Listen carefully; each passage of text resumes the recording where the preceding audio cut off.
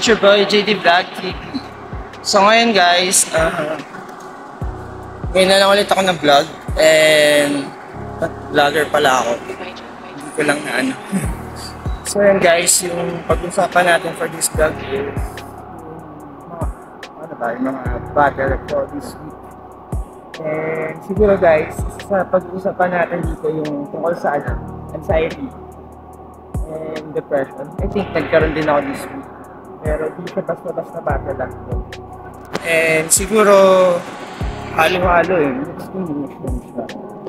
Pero actually, yung battle ko between the anxiety, massage sa ulo,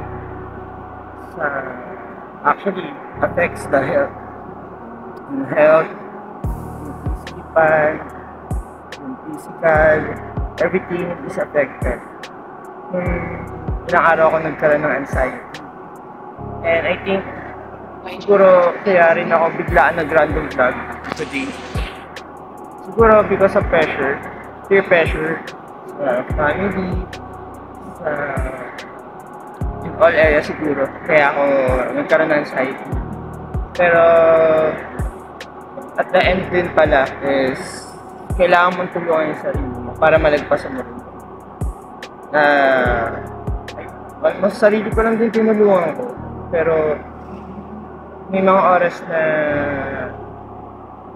tingin natin, nilalaman ako ng dilim. Na kailangan mo lang labanan yun.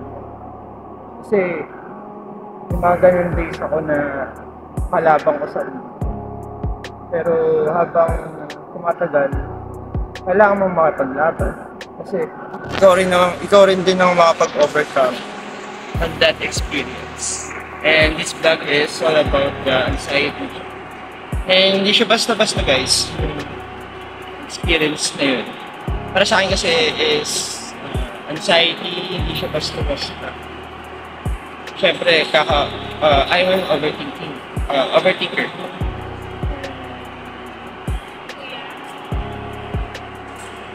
As a content creator, mahirap para sa akin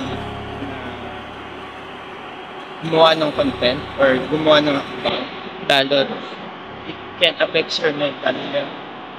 It can affect your physical, spiritual, ibang areas. Kasi, maraming mga apektuhan sa family, sa friends, special someone, and so on. Pero siguro, sa lahat ng mga dumadaan sa anxiety, laban lang sa buhay, hindi ka nag-isip sa laban. Keep fighting. You're not alone. And that time, yes, kasi dumaan din ako sa heartbreak. Although, yung heartbreak na yun, sabi ko nga,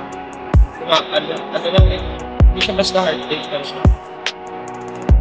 Pag yung heartbreak ko yun, malalagpasan, pero kailangan ko pa rin naman at pag-continue.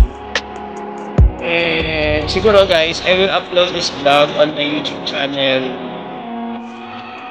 Pagka nakapag-upload na ako sa iba ka pang backlog vlogs, tapos tagal ko rin hindi nakakapag-upload sa aking YouTube channel. For that these videos, share by JD Vlog, sabing panayan. Continue na sabay-sabay tayo magtagumpay sa mga anak.